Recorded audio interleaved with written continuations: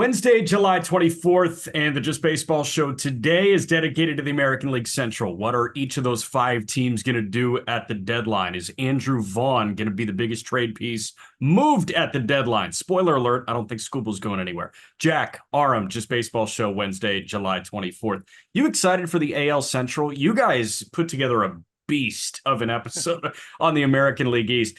What was it, 35 minutes on the Yankees, Yeah. which was good. I think they need a move for a third baseman. That's kind of my takeaway from listening to that.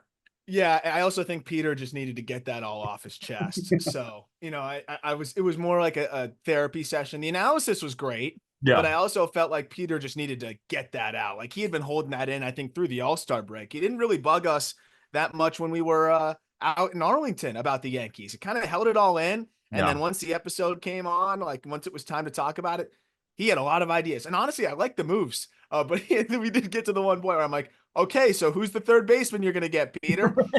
And it was Luis Rengifo was the name. I actually liked it. But Yeah. no, it's just funny because I think we've done this dance before with Peter where they're so good in the first half. And then they absolutely hit a wall just before the break. And then we just watch him sputter and just watch him get stressed about it. And it's really fun because we get to do that from the comfortable seats that we have on top of Trash Mountain. That is the Yeah. teams that we grew up watching. So, I don't know what's better or what's more enjoyable, but it was really fun to go through that with Peter. And honestly, I thought his trade packages are getting good. They're getting Good. good. Good. Last year, I we were joking about it. I had to like talk him down a little bit. I'm like, that's way too many prospects. And he pushes back and says, you just love them all. You have to trade someone, which is also valid.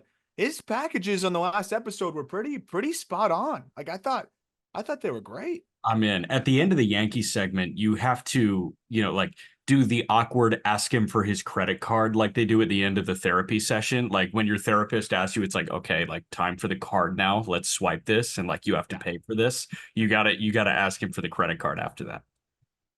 And next time he vents about the Yankees, I'll let him, especially if the deadline goes poorly. But it was fun. It was fun to see Peter kind of get in that mode again because the way the Yankees have been playing will kind of do that to you. What was it for Rengifo? Was it Will Warren and Brando Maia? Something along those Yeah, lines. which is But doable. Just go ahead. yeah, like the AL East is a beast because you have, I mean, multiple teams in really unique circumstances, two obvious buyers, and then the Rays that are always going to be unique, and then the Red Sox who are kind of sneaky buyers now all of a sudden, and the Blue Jays who are just always a conversation in itself. Where at the Central, I'm really excited to get into, Yeah, and I think it's more unique than it's been in a while. But I think you're really looking at three clear buyers here, for sure. and then a fourth team that we'll talk about in the Tigers. I think the Scooble stuff's silly. And then, well, but we can lay the context. Like, I don't think it's coming from nowhere at the same time. And then the fifth being, of course, the White Sox and, whatever we're going to talk about there. But I think this is the best the Central's looked in a little bit, right? I mean, I'm trying to remember when the AL Central has been this solid. Obviously, the performance of the Royals and even the Tigers has made this division a lot more competitive. And I got to say, I like the expanded playoffs for that reason because a lot of teams would be waving the white flag right now. I Yeah. think like a Pirates club that all of a sudden might be in a playoff spot. Like it is really encouraging teams to try, which is always good. The only year that jumps to my mind that the AL Central has been good in recent memory is 2020, and that like it really doesn't count too much. Like you got Jose Abreu winning the MVP and the White Sox going to the postseason. Shane Bieber won the Cy Young in that abbreviated season, and the Guardians being decent. I think Minnesota was decent too, but I don't think that the Tigers or the Royals were any good. So this is probably the best that it's been since pre-COVID. I do have one more guy that we got to talk about in the American League East before we get to the American League Central. But before all that, note on the National League Central. We're crossing off a bunch of ballparks in a very short period of time next week. We're collabing with Snapback Sports to do 5 games in 5 days. It's Monday in Milwaukee, Tuesday in St. Louis, Wednesday in Cincinnati, Thursday in Chicago, and Friday in Pittsburgh. We're doing 5 games in 5 days, every ballpark in the National League Central, and we want you to join us. So much so that there's a flash sale going on right now. join us in your city, or if it's a little bit of a drive, go ahead and come out with us because it's $25 through the end of the day today, 11:59 p.m. tonight. The flash sale takes the price from $50 to $25 for you to get in. You may see 30, but we do have that promo code that bumps it down to $25. So excited about this flash sale. And man, I think this is going to be a ton of fun. It's going to be a lot of road miles for Mr. Layton, Mr. Apple, Mr. Olson. I'll be joining you guys in Milwaukee, but we have some really exciting stuff coming there too. I know we're going to do a live show from Cincinnati. It'll be a doozy of a week next week, I think. Yeah, and I'm excited just to connect with folks. Like I said, it's always so much fun when people reach out. Hey, I saw you're going to be at the ballpark today. Would love to meet you. Would love to say what's up, talk ball, whatever it may be. Like that's some of my favorite experiences that we've had from just this show and realizing, we got some listeners all over the map and it's just so much fun to engage with people that are that tapped into the sport that they're willing to listen to us multiple times a week. Yeah. So, I mean, it's so much fun to be able to get to know folks out there that are listening to the show. And that would be a blast if anybody can come out and hang out with us and go to the game. And it's especially if you get on the flash sale deal. I mean, the stuff that you're going to get thrown into that with gift cards and items and giveaways, you should be you should be coming out pretty well from that. And I think the other aspect that's really fun is it's going to be going on around the deadline. So a lot of the deadline talk, a lot of fun things there. And I was saying last episode, like we might see some shiny new toys on new teams right around that time. So it should be a blast. And, we would really love you guys to be out there with us and support this test that we're doing here, this 5-stadium test. Cause if it goes well, we'd love to do something similar next year. Yeah, and we'll pick a different division. But join us on the fun 5 games in 5 days next week, Monday through Friday, around the National League Central. Link to buy tickets is in our episode description. Before we get to the American League Central, one more guy on the American League East, and that is Red Sox center fielder Jarren Duran, the All-Star Game MVP. Another link in our episode description is Arm's swing breakdown of Jarren Duran. It's similar to the James Wood swing breakdown that got a lot of love. And that was a positive breakdown. There was another swing breakdown that got a lot of love in, kind of like a what went wrong with blank, and that was Corbin Carroll. But this one is what made him the All-Star Game MVP? What made Jarren Duran an All-Star? Because I think going into last year, we looked at Duran as a time buyer, somebody to just like bridge the gap to the future of the Red Sox in center field. Now, a year and a half removed from that, we know what the future of center field in Fenway looks like. And it's Jarren Duran, and he has done that for himself, and he's done that with a couple of tangible changes. I think one of the most significant in-season changes I've seen from a hitter in a while. And it was really fun to dive into because, and I actually have to give Ben Bellotti, our YouTube extraordinaire, a little bit of credit on this too, because I know he doesn't miss a Red Sox game. And I was looking at Duran, I'm like, when did he start doing that leg kick again? And Ben was like, I think about a few weeks before the All-Star break. So it narrowed me in. So I was able to look through about 20 to 25 games very quickly and then find the exact game that he made the shift to the leg kick instead of that like toe tap or short stride that he had before. And it can be a little counterintuitive, right? Where you have a guy that is usually people think, okay, well, if I'm struggling to hit consistently, I want to simplify my moves, be on time, make it as simple to repeat in the box as possible. But when you're a super athlete like Jarren Duran, who's one of the better athletes in all of professional baseball, or a James Wood, I think those are the types of guys that you got to allow yourself to be athletic in the box. And both of them, because I think there's a lot of voices in their ear saying you have plus power, you fly, you should be focused on putting bat on ball, and it's going to go harder than most people are going to be able to hit it anyways.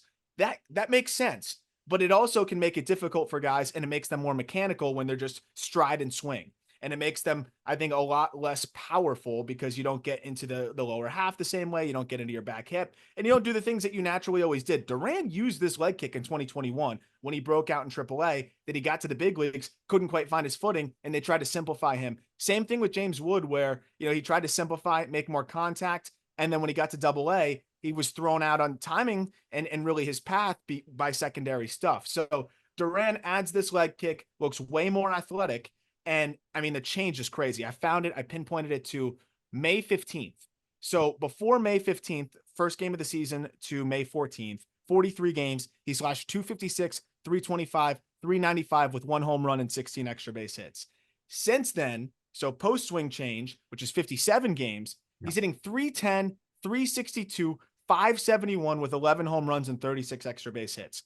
I was able to compare them side by side and see why this leg kick would help him. One, it really helps him get into the backside, but two, he starts it way earlier. Same thing with Wood, where now he's in his hitting position so much earlier, sees the ball earlier, and it's not going to be as rushed of an operation. The other thing that I felt like was happening with him is it was that later load. So even though it's a simpler move, it's like load and go. You never Yeah. really end up getting into the backside and sitting there and building that tension and that rubber band effect. It was load and go because it was so late. Now it's build, build, build, build, build, and go.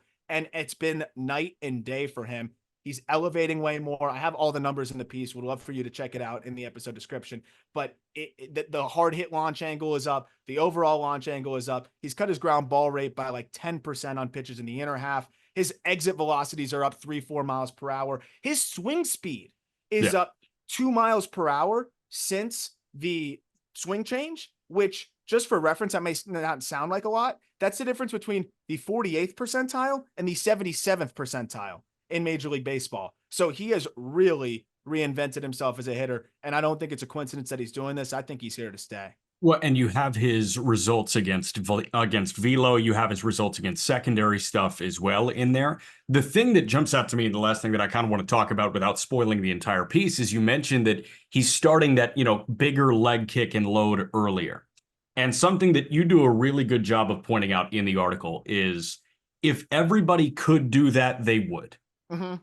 But this guy has always been a freak athlete, and he's first team all eye test. He's been first team all eye test since he debuted in 2021. It's like, whoa, who is that guy? When he was an Olympian in Tokyo in the 2020 games, it's like, who are you, man? Mm-hmm.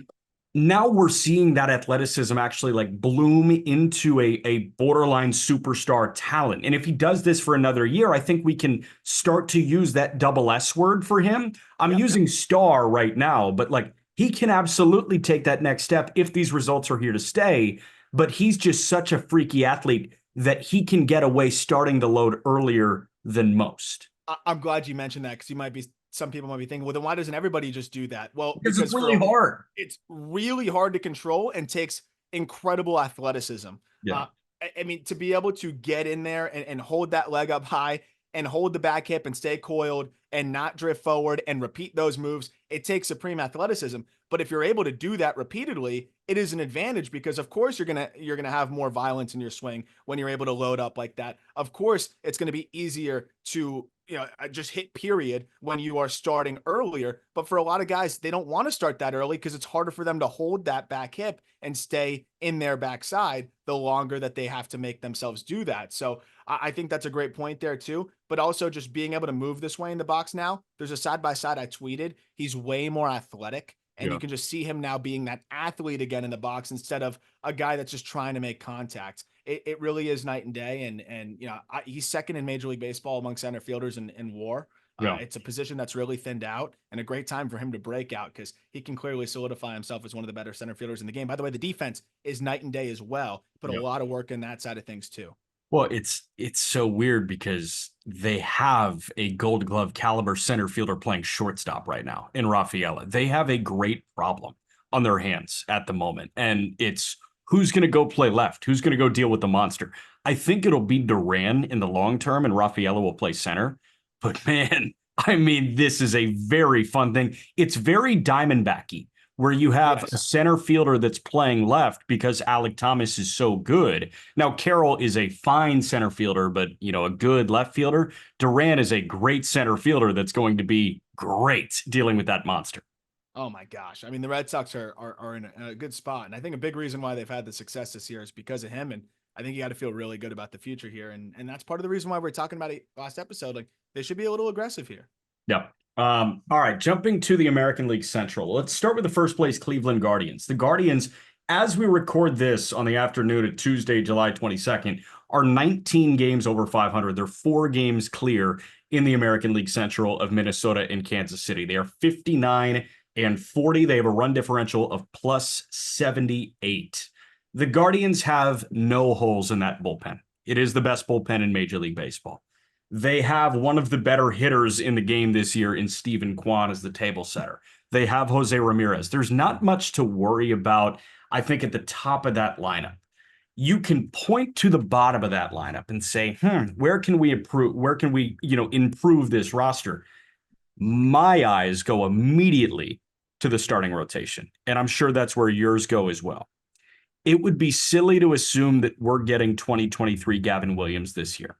He missed a lot of the, front half of the season with elbow discomfort. He worked his way back. He was building up. He doesn't look like the Gavin of old right now. That may take a year. That guy might be back in 2025. But I think it would be silly to just Sharpie him in for 23 success through the end of the year. Ben Lively, been a blessing. How long is it going to last? Carlos Carrasco, you hold your breath each time. Xavier Curry, holding your breath each time. Logan Allen's in Columbus. Tristan McKenzie's in Columbus. They need short-term answers, starting pitching-wise. Was there another area that you went to for Cleveland, or was that it?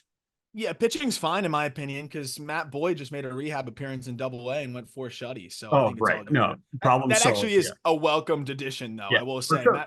Matt Boyd, great. I care way too much about like rehab watch. Like you saw me in action during All-Star break. Like I'm always perusing through all of the minor league box scores because it's impossible to keep up with who's rehabbing nowadays because everyone's rehabbing on the pitching side. But it is really fun to say, oh, wow, Matt Boyd was through 4 innings in Double-A and he was sitting 92, which he was. 52 pitches, by the way, 41 strikes. So Wow. that helps. That's another body and a guy that can eat innings. But we talk about it all the time, man. Like we love Tanner. Tanner's a dog. I trust him in the playoffs. That's great. I mean, you want to have another guy to get the ball, in the playoffs as well. But I mean, right now it's kind of the Tanner Bybee show. Like that's the only guy that I feel like could go out there and win you a playoff game. Yeah. And like that's a guy that's 25. Like again, I think Tanner's built for it. We're also biased because we love him and he's a great guy. But like he's the only guy that I could see going out there and saying, okay, he shoved 6 shutout. We're gonna win this ball game. I think there's other guys that give you a chance to win most of the time because they go out there and like a Ben Lively and give you 5-6 innings of 2-3 run ball. Great. But it's got to be better than that. So no, a better pitcher immediately is where I look. I feel like the outfield is an area that could be discussed, but I don't think it's as pressing as the pitching. And maybe Guardians fans feel differently. I mean, I just watched Angel Martinez fight for his life in center field, but to be fair to him, you sent me the screenshot of the minor league game logs. Like he had more experience in every other position than center field. He So started 3 games in center field in his minor league career. He started 9 in his major league career at this point, and his major league career is like 3 weeks old. yeah, like that's just setting a guy up for failure as he's trying to adjust to the big leagues as it is. So it's a tough spot right now, I think, and he's been swinging it well there. That's the craziest part is they're just putting him in a really difficult defensive spot. Yeah. I think you got to look at the outfield a little bit too. I'm not a huge Will Brennan guy, though he has been swinging it better. I mean, it just feels like they're mixing and matching shortstop, outfield, trying different people out there and seeing what happens. I think they need another bat, but I do think if this is going to happen for them, if they're going to be the team that it looks like one of the better records, I mean, they're one of the best records in baseball right now. They lead the division. They got to have a better rotation. I mean, it's kind of similar to the Brewers story. Yeah. Zach Worden, who does great work for us at justbaseball.com, put together an article, 3 trades the Guardians can make if they want to go all in. And in terms of starting pitching and like mid-rotation starting pitching, he identified 2 guys. Jack Flaherty, who would have an increased price because it's interdivision, and Yusei Kikuchi of Toronto. And I think Kikuchi could make a lot of sense because that's a guy that's on the hill all the time. The results are kind of a mixed bag, but they need availability at this point. And Kikuchi would be fun. The trade that he mocked is George Valera and Alex Mooney, which I would do in a heartbeat for Kikuchi. Valera seems to be factored out of their plans long term. I've talked to you about it a little bit. Getting a look at him over the last however many years, I think I've seen him in 4 straight years. He's gone from patient to passive. I really feel like I'm watching a passive hitter when I'm watching George Valera, which stinks because he's got a beautiful swing and it can go a really long way when he connects. He just doesn't swing that much. But if they can pull that off for a Kikuchi type, I think that would be awesome. My eyes Yep. also go to Cincinnati. And I know Frankie Montas has underperformed. That's a guy that Cincinnati may want to move off of. I wonder if Nick Martinez is available. I think he'd be a great Guardian. That is a good one. I do like Martin. It's funny because like that's not even all into me. That's like the B grade approach for them. And I think Yeah. it's a great approach because that's most likely what they're gonna do. It's like the Guardians have almost made us move the goalposts for them. We're like, that's Guardians all in. Correct. Whereas I mean, I would love to see them go make a more aggressive play. They're not going to. They perpetually have a good farm system that also only got significantly better by having an all-time bonus pool here in Yeah. the last draft, adding Travis Bazana, but also adding Underslot. underslot, adding so much talent to the fold there, and arms more than anything too. Like they have more arms now from this draft that I think you could move off of a couple of those upper minors guys, Cantillo. Like I like those guys, but you can piece together some of those upper minors pieces and go get something decent. I would love to see them be more aggressive, but even a Yusei Kikuchi, I think would be a great move for them and gives them a shot. I would want an upside piece here that, you know, if he's hot, he can end up really impressing and winning you some ball games. I think the underlying metrics are a lot stronger with Kikuchi than what meets the eye statistically. So I like that play a lot. I'm trying to think if there's anybody else that really makes a ton of sense right off the bat, but I do think that's one of the easier moves. I also look at like a Trevor Rogers if they want to go low cost as Sure. a guy that look we know how good he's been in the past. He's been better of late, and he might just need a change of scenery. The Guardians are really good at getting more out of guys, and that could be a lower cost addition. I want to see a left-hander out of the fold there, especially with Allen in AAA.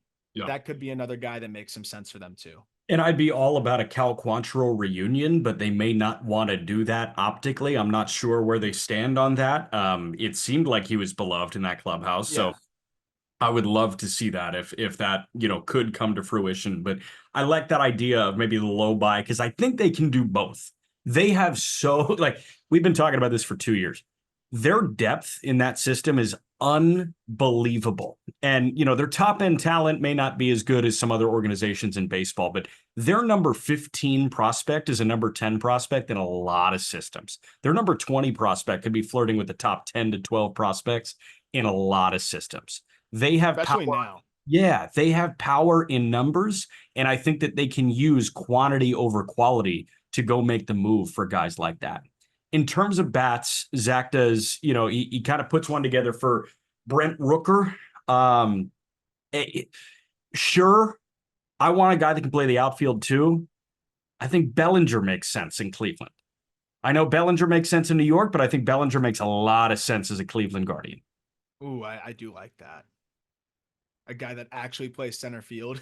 Like, Yeah, guy that actually plays center.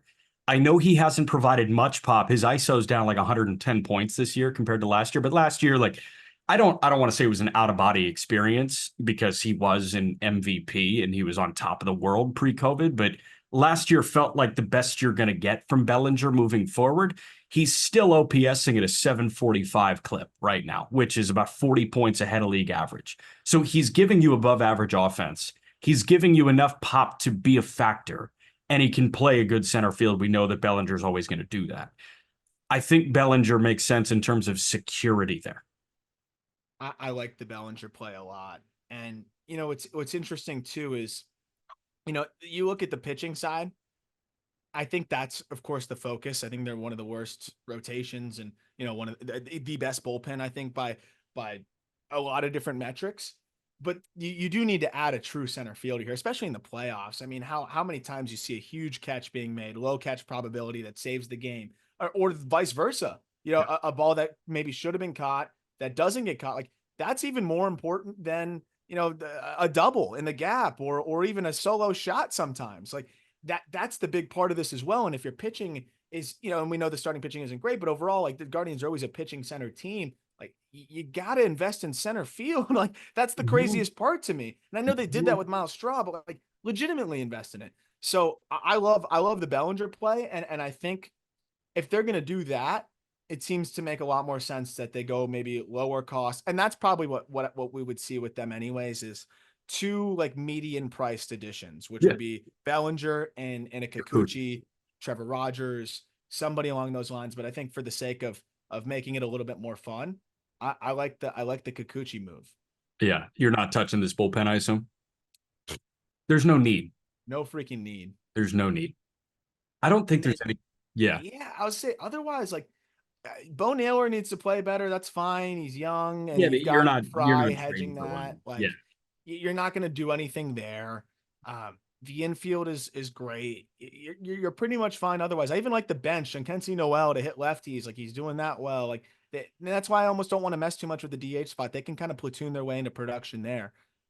I think you got to circle the starting pitching, and that's got to be the area. I don't think it would be a bad idea to add two. And Yep. I keep pitching this guy, but this would be another team that it makes a lot of sense for is Eric Fetty, because Mhm. they want to buy with control, right? So okay, you're getting another year of Fetty too, because it's not like the starting pitching is going to be figured out next year either. Like you hope that some guys get healthy and the time off will be better for Tristan McKenzie and things like that. But And again, you're kind of playing power in numbers here. Like, okay, Mesa could come up, be fine in the big leagues. Nikhazy could come up, be fine in the big leagues. There are guys like that that can factor in as a bunch of fives, but you can't win a World Series with a bunch of fives. And I think we're at the point now where the Guardians are gonna start winning playoff series, and they need to do that with frontline arms. And hopefully Gavin Williams is healthy and Bibee continues to ascend to being one of the better arms in baseball.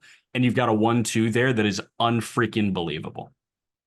yeah, exactly. And I think that's really it. And then you ride it out the way that they always do and hope that that bullpen can just take over and just be a game changer.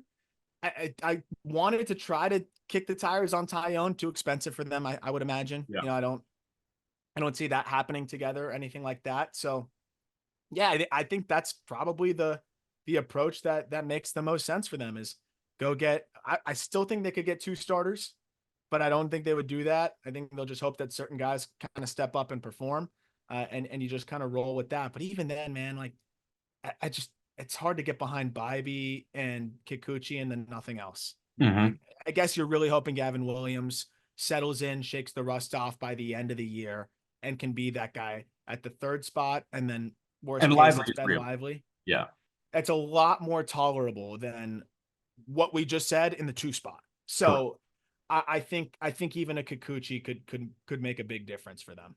Correct. Minnesota, the Minnesota Twins. They are in a very fun spot right now where Minnesota is 4 games back. They're 11 games over 500 despite dealing with injury after injury after injury after injury. They are 55 and 44. As it stands right now, their rotation, Pablo Lopez, who has been very underwhelming this year, Joe Ryan, who has looked the part this year, Bailey Ober, Simeon Woods Richardson. Their bullpen, I've got no problems with. Absolutely no problems. Much like Cleveland, I'm not touching that thing. Their lineup, like, is their bench not necessarily stacking up with the best benches in baseball for sure, but I like the look of their lineup, man. I don't think that there's much that you need to add to this lineup. Willie Castro is an all-star. Carlos Santana is timeless. He's still going.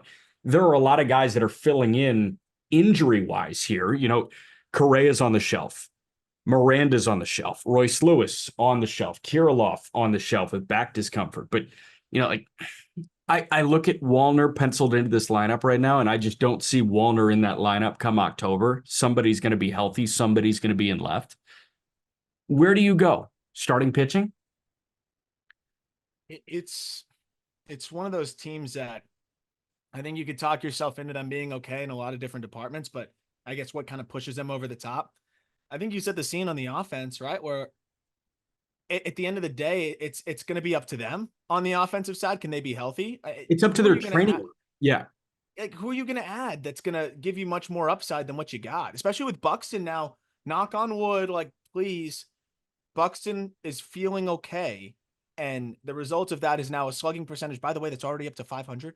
Mm-hmm. That's how quick he can turn his season around. And played center each of the last, 5, 6 games he started? Like, please, please, please.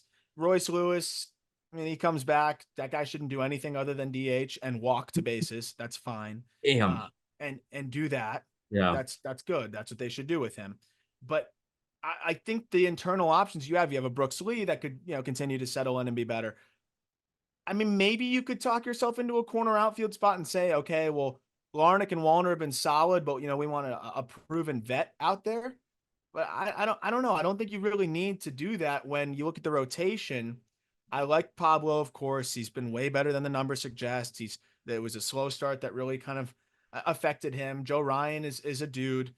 You could probably do a little bit better than Bailey Ober as your 3 in the postseason. But my thing is, if you're going to do it, you got to do it all the way. I don't see a point in going to get like, a guy that's equivalent to Bailey Ober to grab the 4th spot when Simeon Woods Richardson's been throwing the way that he's been throwing. So the only way I really make a major move, I think, for pitching is if it's a stud, like I'm not saying it has to be Crochet, but one of the better arms on the market. Otherwise, I might just make that Lorenzen type of move to keep the rotation fortified through the rest of the season, and maybe go shopping for some power bats. But the problem is there's just not a lot of bats in this market, and it seems like the DH spot's going to be a little bit clogged up when Royce Lewis comes back. You also want to run Buxton through there from time to time. Like, you don't want to just go out and get a rooker and just throw him at DH and clog that. So it's a team that I feel like they're just going to be shopping for the best addition cost wise, instead of, hey, we need this position in particular, if that makes sense. Yeah. So like a Brian De La Cruz could probably make some sense for Minnesota, right? If you're looking for some corner outfield help, some, just in influx of more power. It's not sexy. Miguel Andujar doesn't have much power, but that's a cheap buy that you can slap in a corner, and he's got a cannon of an arm. I'm just thinking like non-sexy guys that they can go get and slap in if need be, and just kind of fortify that bench. Because I frankly like don't know where else they go. It's not like they're going to spend big and take out a ton of money in a Seiya Suzuki. I feel like that's the kind of weight class we're punching at right now. If for offensive reasons, yeah, I think it's more of just a guy that can hedge a platoon and you roll with that. I like the offense as it is. I think the only thing is when you look at the outfield, it is left-handed heavy, right? You have Larnick, you have Wallner, you have Kepler, and I know they've got some guys on the bench for that reason, but Margot, nah, Austin Martin, they could go better on a short side of the platoon. But other than that, I think they're pretty good offensively. I look at the rotation. I would love to see a left-handed pitcher in there. And it's a similar conversation that we had here. And maybe you end up getting a bidding war here. And the Twins, who are more aggressive, are going to try to pry away a Kikuchi from a team like the Guardians if they were interested. So I think they're going to be looking at the same type of player here. Who are like some other left-handed pitchers you feel like that could be on the market that aren't, the absolute studs of studs? Because I think that's the same spot where I would want to see them go towards is adding a left-handed pitcher. And we also didn't mention, like, you hope that some of these other guys get healthy, Alex Kirilloff, whatever. Like, we'll see what they do with some of those pieces too. Maybe you trade them. Maybe you hope they come back and put them on the bench. I don't know, but they also have a lot of like weird AAA, big league, back and forth guys that still do carry some value from a trade perspective too. Yeah, depending on where the Pirates go in terms of like allocating their assets, they could clear up a space in the rotation by getting rid of Martin Perez or Marco Gonzalez. So those are 2 more lefties that could be on the market. But is that making Minnesota better?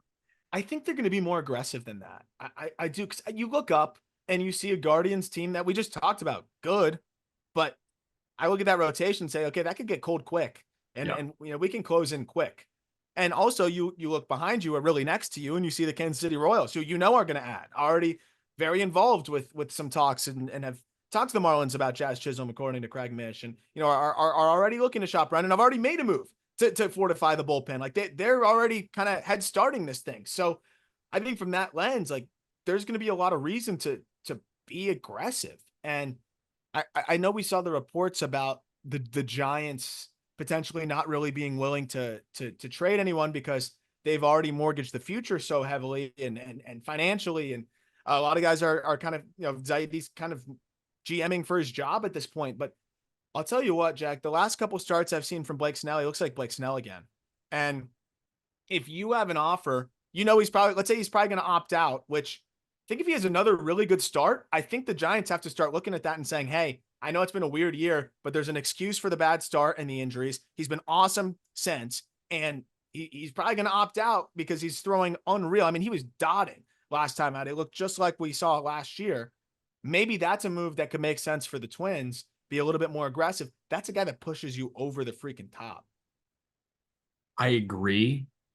I just, for some reason, I like totally blanked Blake Snell from my mind. But I wasn't thinking about the Boris 1+1 guys. That's the thing about those deals, too. There's no guarantee that that's your home. Like he could absolutely be on the move here. So you look for a good situation. We thought, oh, Snell in San Francisco could make a ton of sense with him, his arsenal playing to that ballpark, it being a very pitcher friendly ballpark. This is going to be awesome to see kind of the dueling approaches of Snell and Webb. And he's gone in 4 months. Somehow, every time I think of these Boris deals, it pisses me off even more. And it's just, I don't know. Do you understand where I'm coming from? Where it's almost tough for Yes. me to wrap my brain around him being No, a again. But like it's like Bellinger, same deal. it's like 2-3 fold how he's screwing his clients Yeah. because the late starts of the season, then the 1-1 deal. And a 1-1 deal when you get a late start to the season is also counterintuitive in itself, too. Like there's Yeah, so you many gotta prove it. things. Yeah. It makes no sense. So it puts Snell in a position. I guess the devil's advocate would be, well, it puts them in a spot too, where if their team's not performing, they'll get traded to a contender. Sure, I get that, but I don't think they care that much about that. They're probably tired of bouncing around so much. The other player, I mean, we could talk about Flaherty to everybody, Yeah. and of course the Texas trio, Scherzer, Eovaldi, Heaney. I'm already all in on Eovaldi to the Red Sox. Okay. Peter floated that. I'm like, oh my gosh, just the vibes alone of what that would bring to fans. And I bet him getting back in Fenway, he's going to channel like that out of body run that he had. And I'm sure he's going to throw really well. I don't think Max Scherzer is a guy that I want on my team right now. Heaney is one that would make a lot of sense for them, but we floated him a couple of times yesterday. I think the Twins, Snell would be the way to go. I was even thinking Zach Eflin, but Eflin's, I think, more expensive Mm-hmm. going after this year. So, and the Twins have already kind of pushed pretty expensively, like on financially at this point.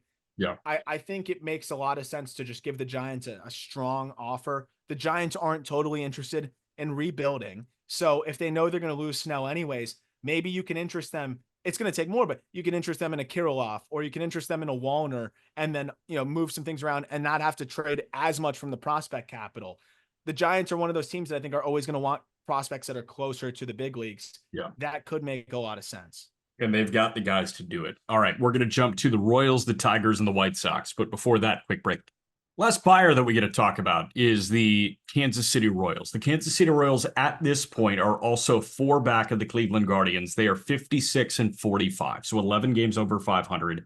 They have won 4 in a row. They've won 8 of their last 10. And Bobby Witt Jr. is the best player in baseball right now. The last 25 games for Junior. This guy is hitting 400. I'm pulling up the entire slash right now because it's unbelievable. 25 games for Bobby Witt Jr. A 400, 438 screw walking, 726 slash line. That's an 1164 OPS, 7 doubles, 3 triples, 6 homers. That's what? That's 16 extra base hits in his last 25 games, driven in 16. He's like unbelievable right now. Yes. He is carrying them right now. He needs help. It's insane. So since the All-Star break, he's 12 for 15. 12 for 15. And one of those 3 outs was a 101 mile an hour line out, like right at it, dude. It's like he's playing Little League. And it's funny because people always talk about, like the post derby, like slump, that conspiracy theory that we've always discussed. Teoscar Hernandez, by the way, as well, since the derby, sitting 412 with 2 home runs.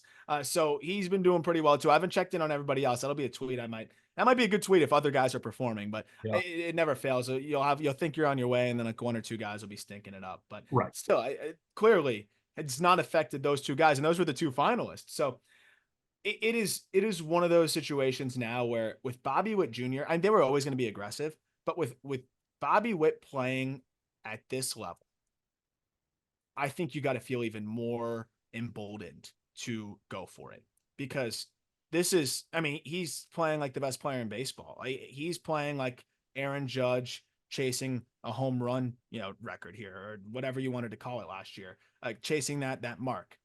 It might be slightly different. Maybe it's not 60 home runs. Instead, it's elite defense at shortstop, stolen bases, and spraying the ball all over. But this is a guy that can, as much as you can in baseball, put you on his back, like you said. At the same time, could really hurt you? Having Adam Frazier play second, DH, left, third, all in a week. So there are a lot of important offensive positions there for a guy that is hitting 200 and slugging 289. I don't know. He must be the coolest guy ever. And if he is, I feel bad because this guy just continues to get opportunities like none other. He says 202 plate appearances this year. Enough. I would rather see anybody else up there. I'd rather see Devin Mann get a crack at this point. Yes. Yes. I know Nick Lofton has not been good, but shit, man, like you got to find an upgrade there. Massey, he was banged up. I still think he deserves the consistent run at second base. I think they're trying to preserve him by rotating Frazier at second base. The tough part here is that Salvi is doing the DH catcher thing, right? So you don't want to clog DH with Salvi there, and you really want to preserve Salvi, especially if the plan's to go into the postseason. And you have one of the best backup catchers in baseball in Freddie Fermin. So that's the challenge. I still look at corner outfield / DH / whatever, and I just go get a bat, and I worry about the defense later with a team like this. I agree with you. I'm just wondering what kind of bat it is. Is it a Dylan Carlson who's surplus in St. Louis? Is it that doesn't move the needle enough for me? I'm sure they're going to get involved in the Rooker sweepstakes. Everybody's going to get involved in the Rooker sweepstakes. But what's the fallback there? I think it's Jazz. Really? I do. Because the Jazz return's not going to be as substantial as people think. And if the market for Jazz doesn't percolate the way that people are hoping, he is a perfect fit because you're hoping Isbell can hold it down enough in center, but the guy has a 640, 650 OPS. So if Isbell's not playing well, boom, you put Frazier or you put Jazz at second base, and maybe you move Massey around between DH or whatever. You can rotate guys. And it seems to be the way that they like to do this thing is rotate. Jazz is playing a lot more second base. So he can play second, he can play center, you can put him at DH, you can rotate these guys around. I know Jazz isn't the best player in the world, but they would take a 110, 115 WRC plus with great speed any day of the week. And outside of Bobby Witt Jr. and Maikel Garcia and Dairon Blanco when he plays, no one on this team's really doing anything on the base path. So right. Adding speed, a true table setter at the top as well, alongside Bobby Witt Jr. Because again, right now it's like you're seeing some random guys at the top of that lineup. I'm pretty sure it's been Adam Frazier in the leadoff spot 6 straight games. Wow. I mean, so you're going from Frazier to Jazz in the leadoff spot. It's a huge difference. I think that could make a lot of sense for them, and they could pull it off because I don't think the package is going to be that expensive. Ball back from Jazz could be one of the guys in Washington. Lane Thomas, Jesse Winker. Lane Thomas, I love. Lane Thomas is a great one. He's taken 25 bags this year. Like, you want stolen bases, you want to add that element.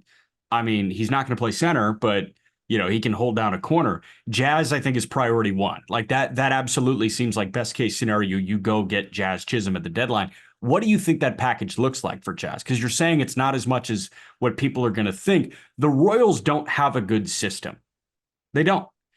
Is it one of the catching prospects? Is it a Mitchell or a Carter Jensen and then something else? I'm sure the Marlins would love for it to be Blake Mitchell. And maybe if, you attach Tanner Scott in there, maybe you could push it, across the finish line to Blake Mitchell. But I just think it's still going to be too hard.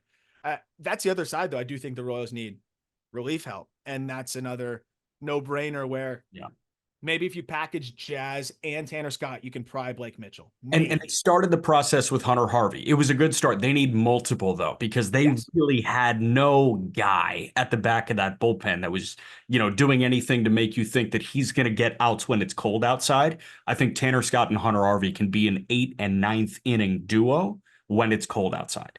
I agree.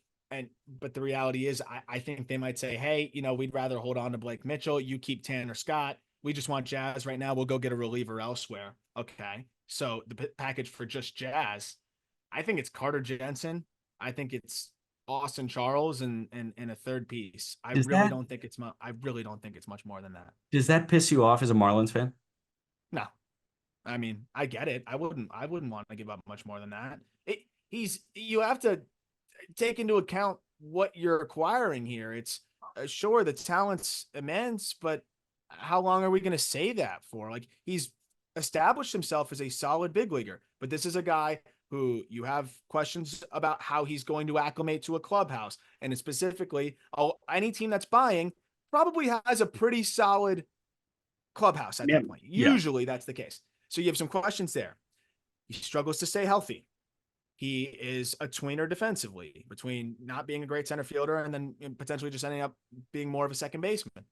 Doesn't have great left on left numbers. Like, it's a flawed profile. It's a good player, but if he didn't have the questions about how he's going to fit in and the injuries, sure, I could see it being a little bit more of a valuable package. But the reality is, Carter Jensen instantly would be the Marlins' best catching prospect. Yeah. A guy that's already putting up decent numbers in Double A. Austin Charles would be one of their higher upside guys at the lower levels, and then a decent third piece. I think the Royals, that's too easy to do for them to add a guy with control that does make them better and help them immediately. And for the Marlins, it might just be, hey, I mean, let's just take what we can get. We need to keep churning and just rebuild this thing. And Jazz doesn't even. I mean, I don't even think Jazz likes it in Miami that much anymore, to be honest. So I think it makes a lot of sense to just kind of make it happen now. Maybe someone outbids them, but I think that's what it sounds like to me. Gotcha. Do we want to play the reliever game? Like, I think just any reliever that's good, that's available, that the Royals just like try and put together a package for. I don't Yeah. even think it's worth the time to like ID who fits, because any good reliever fits. Yeah, I would say you could even put in a better third piece and go get like JT Chagua or another Marlins reliever there that's not Tanner Scott, and that helps them because I think they've done a good job. I like the Harvey edition, like you said, but I mean, this team definitely needs a little bit more. I mean, when you look at the bullpen right now, even with Harvey, they have really two guys with a sub 4 ERA and more than 30 innings pitched. So I think you gotta add a better third piece, get the Marlins to throw in even a middle reliever, and then I think they got to go out and make a couple individual moves as well to go get relievers. But you can do that for relatively cheap. Yep. We'll wrap with the two sellers here, and we'll start with the Detroit Tigers. The Detroit Tigers, as it stands right now, are 50 and 51, a game under 500, but they're 10 back. They have won 7 of 10. By the way, the White Sox have lost 8 in a row. Everybody stopped paying attention, but they've lost 8 in a row. We were talking about the record yesterday. I was like 27 and 75 or 76 now, or 27 and 75. A lot of people kept tabs on how hilariously bad it was at the beginning of the year. And then we hit a point in like mid-June where I think everybody tuned out. And it was like, okay, yeah, no, I mean, season's over. But now it's like, hey, they've sneaky dropped 8 in a row and nobody's noticed. The Tigers, again, 7 to 10, they're a game under 500. They're a game under 500. They're a game under 500. I understand that they're going to be sellers, but this team has been offensively inept at points. Their number one overall pick is hitting like 230 in AAA, and they're a game under 500. So why would you ever move the best left-hander in baseball from this team that might be really good next year? You don't do that. No. I know I've missed the last couple episodes, but in that time, the idea was floated that Tarek Skubal could be available. I think that's the dumbest thing of the deadline. Yes. Why would you ever entertain that? You have a guy that could be a perennial Cy Young candidate with you. Just keep him. Yeah. Play devil's advocate, because I'm struggling to even find devil's advocate. The only devil's advocate I can play here is that it is always good to listen, especially when you have teams like the Orioles and the Dodgers willing to bid it up. Like in theory, if the Orioles came over and said, we'd give you Basayo and Mayo, never going to happen. But in theory, okay, yeah, maybe I can do it then. Like now we're having a conversation. If the Dodgers come across and say, hey, we'll give you, and whatever it may be, we could go through their farm system, but just inundate, like just absolutely overwhelm you with a package you just cannot refuse. Sure. Otherwise it makes no sense because, and I know people have said, oh, well, his injury history. Everybody's injury history, man. So you're just never going to keep a pitcher? Like, come on. And it's not like his history is any worse than anybody else's. It's pretty much on par with everybody else. It's not that crazy. And he doesn't even have that much tread on his tires relative to a lot of other arms. So, like, you have him under control for 2.5 years. So 2 more seasons after this one. If next season goes shitty, move him at that deadline. The return is not going to be that much less substantial, especially if he's doing the same thing. It'll be very solid regardless. In theory, this is a spot where teams like the Rays do like to cash in. And I think that's why forward thinking Scott Harris is listening, because the 2.5 year mark seems to be that peak value where then it does start to taper off a little bit. And whereas the 3 year and change mark is usually just still close enough to the 2.5 year mark. Yeah. That's the one devil's advocate side of it. But to your point, they're good. Like it's not been a great year, and they're right at 500, and there's a lot of help coming. I I appreciate what you just laid out. And I saw the name Soto floated. Like, hey, it needs to be a Soto package adjacent to get it done. If somebody throws them a Soto package, yeah, totally understand. But at that point, Mackenzie Gore was one of the front runners for National League Rookie of the Year. CJ Abrams was a top 15 prospect in baseball if he didn't exhaust his prospect eligibility with that bullshit 21 that he had, or 22 that he had. I think it was 22 that he had. James Wood was a guy that, we very well saw the makings of a future number one prospect in baseball. Robert Hassel was a number one prospect in baseball. Susana was at the complex throwing 102 miles an hour. Like, there was so much working in the Nats' favor for them to say yes. Yes. If you are blown away and you deem it Soto equivalent, then I get saying yes. I don't see a world where Baltimore puts together a Soto equivalent package, because only the Padres are that crazy to do it. And nor the Dodgers, and Hassel, I agree. Like, even at that time was a top 100 prospect. And I mean, that guy was like almost, I would say the fourth piece even then, because James Wood, I think we even heard, I think John Heyman said at the time, like, a huge delay. If you remember at the time, it was like kind of the hangup was on Wood. Wood. And I get it, because like that's a guy that the upside there, as we've seen, is immense. So you're not getting that package for 2.5 years of a pitcher. And they should demand something, even 80% of that, for 2.5 years of a pitcher that is a Cy Young candidate, like you mentioned, and a guy that as soon as next year can help lead your rotation. And it's, if they had no other assets to move, I'd get it, but you're going to get more prospect capital when you trade Jack Flaherty. And then, they could sell off a couple rental pieces, but I'm looking at a rotation as soon as next year. That includes Tarek Skubal, the number one pitching prospect in baseball, and Jackson Jobe, who looks like he's ready to go. I watched this guy throw 6 no-hit innings last time out, Jack. It looks like he was throwing a bullpen. Yeah. Like, he was just chilling. It looked like he was bored out there. He's going to be up there soon. You hope Reese Olson's okay and is back. You're going to get Sawyer Gibson long back, who I think is actually one of the more underrated pitchers in baseball, in terms of like just guys that get slept on that'll be back into the rotation starter for a long time. They'll have some money to spend if they want to go get another starter. You hope that you get some more offense from Torque next year, from some other guys, but you also have Jace Young coming up. Colt Keith has been great in the second half and should be awesome next year. You haven't had Kerry Carpenter for much of the year as he's been hurt. Like, they have so many pieces that I think can continue to help them. You're 1 year closer to the misery that is Javier Baez being over. Yep. You can't trade Skubal, and I don't think they will. So to that point, I mean, you're only really moving Flaherty, Canna, and what? Maybe Vierling. Maybe sell high if you don't believe Veer. I would trade Vierling too. Yeah. Because he's playing out of his mind overall this year. He's versatile. A lot of teams will want him in a market that's very thin. The fact that he can play all over is great. And they've got, again, Keith there. They've got Jace Young coming up. How Yu Lee is swinging it out of his mind. How about Malloy, man? Malloy's got 7 bombs in his first 120 plate appearances. In that ballpark. I mean, so there's a lot of reason to just say, move him. So you get something decent there, and then just go from there. Like, I don't think you need to do much else other than that. No, and I mean, if you want to move in Urshela or a Carson Kelly, go ahead. I view this as a fat trimming, like for Detroit. I view this as, okay, you see a guy that isn't going to factor in 2026, you can move him. It's fine. Tarek Skubal factors in. Like, extend him. Now's the time to extend the best left-hander in baseball. Colt Keith, you mentioned he's been strong second half. Last 25 games for Colt Keith, 303, 7 homers, 12 extra base hits in his last 25, driven in 18, 998 OPS in his last 25 games.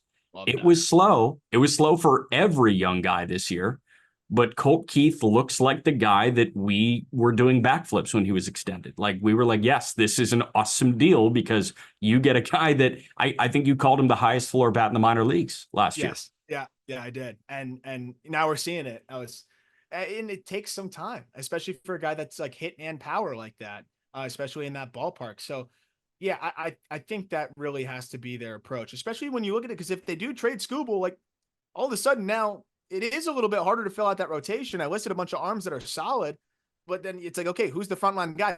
Your rookie. That's the guy that you want to make that leap. So for that reason, I think you keep it rolling and you can actually get pretty close to being a competitor. I think you take your losses after this year with Javier Baez as well and actually go put a real shortstop out there. And when you do that, this team's going to naturally be better as is. We're talking about a guy that is the worst qualified hitter in Major League Baseball history Yeah. through this season. And doesn't even care. Like, he just doesn't give a shit. I don't care what anybody says. Unless he's legally blind, he doesn't give a shit. So you get that guy out of there, this team will naturally be better that way too. Riley Green looks like he's budding into a star as well, and looks like it's really starting to come together for him. We didn't even mention him really. Like, this is a good core that's only going to get better, and I think you got to build around him. So Flaherty goes. What do you think they get just to kind of give people some interest? And I would sell off from some of the relievers. Keep Foley, cash in on Chafin. There's going to be plenty of interest on a left-handed reliever. Get cash in on Chafin there. Yeah. Maybe one or two others if you want Foley. to. I was going to ask you about Foley because he's got 3.5 years of control left. I keep him, especially with Faedo or not Faedo with Lang ticking down the way he has this year. I keep Foley. I agree. I keep Foley. I cash in on Chafin. Yeah, And I think you can get something solid there. Maybe even if you want to cash in on Holton too, they can sure. do Go that. ahead. Vest, maybe cash in on some of the relievers, keep Foley, and I think you're in a pretty good spot here. Flaherty probably gets you what in this market. I think it could be 2 top 10 prospects in your system. I agree. I agree. I think it's going to be 2 top 10 guys, and they could be close to the big league guys that end up also helping fortify your offense going into next year too. So I think that's the big exciting one. I think people might be surprised. They'll get some decent pieces for some of their relievers, and then Mark Canha will get you something back, and you bolster the farm system up a little bit more, and you could even make a trade in the offseason Yeah. for some controllable offensive help if you want. Last but certainly not least is the Chicago White Sox. Actually, last and certainly least is the Chicago White Sox. The White Sox are 27-75. Again, they have lost their last 8 games. They're 29 and a half back they're 33 and a half back of Cleveland. Sorry. They're 29 and a half back of the final wild card spot. I don't think there's a chance. Are they mathematically eliminated yet? I would think so. This is very easy. Sell everybody. I don't know if they move Luis Robert. I'm just going to ask you, Garrett Crochet, yes or no? Luis Robert, yes or no? Crochet, yes, absolutely yes. Robert, I think you wait until the offseason. I think you wait either till the offseason or early next season, going into spring training sometimes too. Somebody always goes down. There's sometimes some interest around that time. I don't see a rush for Robert, and I mean there might be some sort of benefit to even starting one more year with Robert on the team. I think a lot of people would fully swear them off after that trade, and I think they should make it, but I also understand it from an optics and fan perspective. So you hold on to Robert. You don't need to really rush that. It's not like I would have preferred to move him if the package is right, but I just don't think he's had enough time to build up momentum and really, I think have teams jumping all over him. But maybe he has a really insane week here and a team gets a little bit more desperate. I just don't know if I see it right now. It doesn't seem like enough teams are willing to go all in this season. So I think you hold Robert, but you can trade just about everybody on this ball club, right? I mean, there's really no one else worth keeping. It's just might as well cash in. I'm going to run through everybody. Benintendi's immovable. Nobody's taken on that contract for that production. So Benintendi's a White Sox. Pham, yes. Vaughn, yeah. If somebody wants it, trade Vaughn. Like, go ahead. I don't even think anyone's gonna really want him. Which Maybe it's sucks. like a really It could just be like a swap of underperforming. It could be like the Blade puck swap. You could get something like that going. Sure. I can't really see much else. Why not?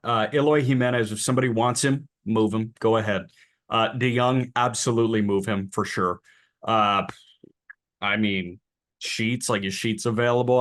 I guess. Like, I don't know. It's just, hey, if somebody calls, you listen on absolutely everybody. Nicky Lopez, if somebody calls, you listen. He's making a lot of money right now to be not a productive hitter at all. Corey Jokes, I don't think anybody's going to call. Crochet, yes, you move him. Flexen can't be moved. He's got a 5.2. Cannon, you keep. Thorpe, you keep. Thorpe is, I think, fifth in baseball in the last month in ERA. Taj Bradley's number one, Luis Ortiz number two, and then Thorpe is like five. Great note put out by the Just Baseball social team. Fetty, you absolutely move. Uh Kopech, like what is the price for Michael Kopech? I think he's a throw in on top of somebody to squeeze out a better second or third prospect in a deal, to be honest. I don't even know Fetty if and Kopech's Kopech? really a guy you move alone. Yeah. How about I Fetty and Kopech to Houston? I like Fetty. I like the Fetty Kopech combination. Because that could really push the package over. I do think that people are sleeping on the return that Fetty's going to bring in Yeah. because of how cheap he is and how cheap he's going to be next year too, and Yeah. how good he has been also this year. Fetty's going to get them a nice return. Crochet's going to obviously get them a franchise shifting return that can really help jumpstart this rebuild. And then I'm just trying to identify who else could just by decent return. I'm saying could you get like a top 20 prospect in a system or a little bit more than that? I mean, you start to be a little bit hard pressed as you look around after that. I do think because of the whiff numbers, a team will look at a John Brebbia and give up maybe like a 30th ranked prospect in their system for Sure. him. But outside of that, I mean, Paul DeYoung, kind of same story. You'll get a flyer, like not even 30th ranked, but you'll get a flyer, lower level prospect for him. That's kind of it. Maybe same story for Tommy Pham, who's kind of slowed down a bit too. I mean, the only guys that are going to really bring in, I think, a substantial return or even just anything close to it is Crochet. Crochet, Flexen. And then if you trade Kopech by himself, he's definitely getting you a top 20 prospect. You mean Fetty, not Or, Flex. oh, sorry, I said Flexen. Yeah. Fetty, Flexing, you're getting Flex, peanuts. Yeah. Flexen, I don't even know if Yeah. you're getting peanuts. Uh, Crochet, Fetty, maybe Kopech. yeah, Crochet, Fetty, maybe Kopech. Kopech by himself maybe gets you a top 20 guy in a system, Maybe. maybe. Maybe. Maybe, maybe someone feels like they can kind of get him right. He is still getting plenty of whiffs. Yohan Moncada hasn't played since May with an adductor strain. Eighth in WAR. Do you see that note? No. Apparently, you go to Baseball Reference and you look at like you know how you get the headshots of the WAR leaders. Yes. Eighth on the team in WAR, and he hasn't played since mid-April. Do it, but strained adductor is not a 4 month situation here. I don't know. There are a lot of guys that I've just kind of thrown in the towel on estimating timetables. Eloy Jimenez, I've thrown in the towel on estimating timetables. Yohan Moncada, I've thrown in the towel on estimating timetables. I don't disagree there. So yeah, I mean that's the only reason I guess you could trade Robert is you're not going to get a ton of return on these other guys. But there's a few enough there that I think they can really jumpstart this system even further. It's already become a very solid system, and you make the Robert trade later on. But yeah, I mean, I'm excited to see what they get for Fetty because I do think it's going to be sneaky solid. Yep. That's what we got. That was the American League Central. So again, we're doing every division a deadline preview leading up to the trade deadline, which is on July 30th at 6 p.m. Eastern, I want to say it is. So yeah, it'll be an interesting early evening on the 30th. But that does it for Wednesday, the 24th. Again, our 5 games in 5 days tour throughout the NL Central. That link is in the episode description. Arum's breakdown on Jarren Duran's swing adjustments that have led to him becoming a star for the Red Sox is also in the episode description. We have team-specific merch on justbaseball.com, which was a huge venture taken on by Brandon Anderson, Clay Snowden, Ellie Huffman, and the rest of the Who's gang. that? Yeah, but no, it was that was awesome to see, and they are sick stuff. So take a look at our Just Baseball branded stuff for your favorite team. And Peter and I will be back to talk to you tomorrow.